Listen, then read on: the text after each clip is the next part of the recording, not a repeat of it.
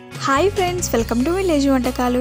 Friends, ఇవాళ నేను ఒక మంచి రెసిపీతో మీ ముందుకు వచ్చాను. ఇవాళ రెసిపీ వచ్చేసి spicy and tasty egg curry. Egg కర్రీని సరికొత్త స్టైల్లో ఇలా ట్రై చేయండి. ఎగ్ కర్రీ ఎవరికైనా నచ్చాల్సిందే, అంత సూపర్గా ఉంటుంది. ఇంట్లో ఉన్న వాటితోటి టేస్టీగా ఎగ్ కర్రీని రెడీ చేసుకోవచ్చండి. ఇది చపాతీ, పూరి, అన్నం దేనిలోకైనా ఆల్ ఇన్ వన్ కర్రీ అని చెప్పుకోవచ్చు. సూపర్ టేస్టీగా ఉంటుంది. ఇక లేట్ చేయకుండా ప్రాసెస్లోకి వెళ్దాము. ముందుగా ఒక చిన్న మిక్సీ జాన్ తీసుకొని అందులో ఎండు కొబ్బరి తీసుకున్నానండి. 2 టీ స్పూన్ వరకు వేసుకున్నాను. అలాగే ఒక 7-8 జీడిపప్పులు వేసుకోవాలి. అలాగే కొంచెం చెక్క, ఒక 3 యాలకులు, ఒక 4-5 లవంగాలు, కొంచెం కొత్తిమీరని కాడలతో సహా ఇందులో వేసుకోవాలి. ఇవన్నీ వేసుకున్న తర్వాత మిక్సీపై మూత పెట్టుకొని దీన్ని ఒకసారి మిక్సీ పట్టుకోవాలి. ఒకసారి మిక్సీ తిప్పిన తర్వాత అందులో కొన్ని వాటర్ పోసుకొని మెత్తని పేస్ట్ లాగా మిక్సీ పట్టుకోవాలి. చూసారు కదా, మనకి ఇక్కడ మసాలా పేస్ట్ రెడీ అయిపోయింది. ఇలా మిక్సీ పట్టుకున్న దాన్ని ఒక బౌల్లోకి తీసుకోవాలి. తర్వాత అదే మిక్సీ జార్లో ఒక 2-3 బాగా పండిన టమాటోలని ఇలా కొంచెం పెద్దగా కట్ చేసుకొని మిక్సీ పట్టుకోవాలి. స్టవ్ పైన బాండి పెట్టుకొని ఇందులో కర్రీకి సరిపడినంత ఆయిల్ పోసుకోవాలి. 5 టీ స్పూన్ వరకు వేసాను. ఆయిల్ వేడిన తర్వాత 1/2 టీ స్పూన్ సాజీరా, అలాగే 1/2 టీ స్పూన్ జీలకర్ర వేసుకోవాలి. అలాగే ఇందులోనే కొంచెం బిర్యానీ ఆకుని కట్ చేసి వేసుకోవాలి. జీలకర్ర చిటపటలాడేటప్పుడు అందులో సన్నగా కట్ చేసుకున్న 2 మీడియం సైజు ఉల్లిపాయలు వేసుకోవాలి. తర్వాత ఒక 2 పచ్చిమిర్చిని ఇలా పొడుగ్గా కట్ చేసుకుని వేసుకోండి. ఉల్లిపాయలు కొంచెం కలర్ మారేంత వరకు ఫ్రై చేసుకోవాలి. ఉల్లిపాయలు కొంచెం కలర్ మారిన తర్వాత ఇందులోనే 1/2 టీ స్పూన్ వరకు అల్లం వెల్లుల్లి పేస్ట్ వేసుకోండి. తర్వాత 1/2 టీ స్పూన్ పసుపు వేసుకోవాలి. అల్లం వెల్లుల్లి పేస్ట్ అనేది పచ్చివాసన పోయేంత వరకు ఫ్రై చేసుకోవాలి. తర్వాత చూడండి, ఇక్కడ మనం మిక్సీ పట్టుకున్న టమాటో పేస్ట్ని ఇందులో వేసుకోవాలి. ఒకసారి బాగా కలుపుకోవాలి. ఈ టమాటో పేస్ట్ అనేది ఆయిల్లో కొద్దిసేపు ఉడికించుకోవాలి.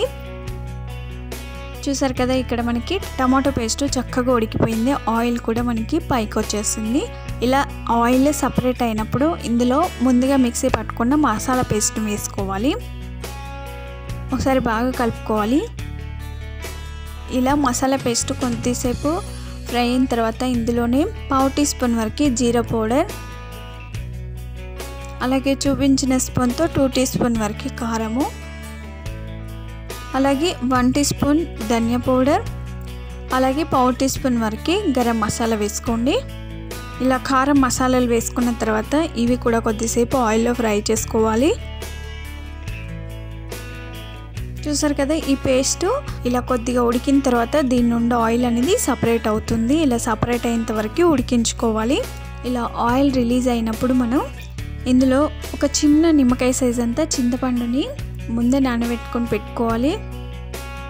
దీని గుజ్జునంతా కూడా ఇందులో వేసుకోవాలి. చింతపండు నుండి ఎంత గుజ్జు వస్తే అంత గుజ్జుని వేసుకొని తగినన్ని వాటర్ పోసుకోవాలి. ఈ కర్రీ అనేది చింతపండు గుజ్జు కూడా వేసుకుంటున్నాం కాబట్టి చప్పచప్పగా లేకుండా పుల్ల పుల్లగా కారం కారంగా సూపర్ టేస్టీగా ఉంటుంది. గ్రేవీ తిక్కుగా ఉండాలనుకుంటే వాటర్ కొన్ని తక్కువగా పోసుకోండి. గ్రేవీ అనేది పల్చగా కావాలనుకుంటే కొన్ని వాటర్ ఎక్కువగా పోసుకోవాలి.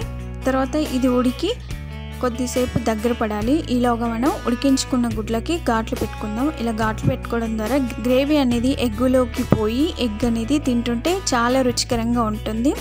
ఇలా 4 సైడ్లు కూడా చూపించినట్లు ఘాట్లు పెట్టుకోవాలి. అన్నింటికి కూడా ఇదే విధంగా ఘాట్లు పెట్టుకొని వీటిని పక్కన పెట్టేసుకోవాలి. ఇది ఉడికి కొంచెం దగ్గర పడేటప్పుడు అందులో ఘాట్లు పెట్టుకున్న గుడ్లను వేసుకోవాలి.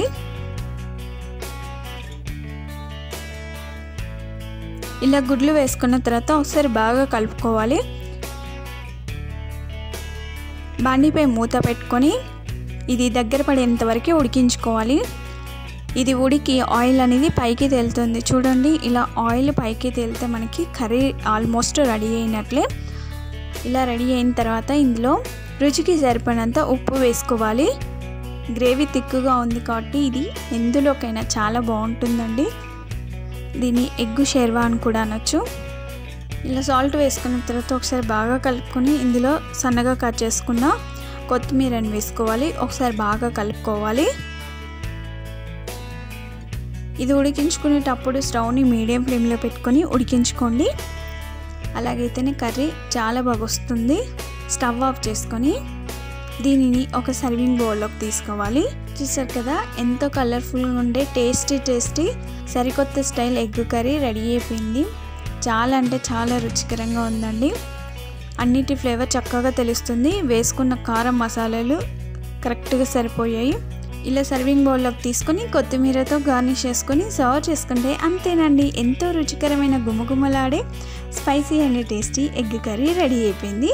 చూస్తుంటేనే నోరూరుతుంది కదా ఫ్రెండ్స్. ఇక లేట్ చేయకుండా మీరు కూడా ఇలా రెడీ చేసుకొని మీ ఇంట్లో వాళ్ళందరి మెప్పు పొందండి. చాలా చాలా రుచికరంగా ఉంటుంది. ఇలా రెడీ చేసి పెట్టినట్లయితే ప్రతిసారి కూడా ఇలాగే కావాలని అడగక మానరు, అంత బాగుంటుంది. మరి మీరు తప్పక ట్రై చేస్తారు కదా. మరిన్ని ఇలాంటి ఎన్నో వెరైటీ రెసిపీస్ కోసం మా ఛానల్ని సబ్స్క్రైబ్ చేసుకోండి. మీకు ఈ వీడియో నచ్చినట్లయితే లైక్ చేయండి, షేర్ చేయండి. ఫస్ట్ టైం మా వీడియోని చూస్తున్నట్లయితే వెంటనే సబ్స్క్రైబ్ చేసుకొని పక్కనే ఉన్న బెల్ సింబల్ని క్లిక్ చేసినట్లయితే మేము పెట్టే ప్రతి వీడియో నోటిఫికేషన్ మీ మొబైల్కి వచ్చేస్తుంది. Thank you for the watching. Bye bye.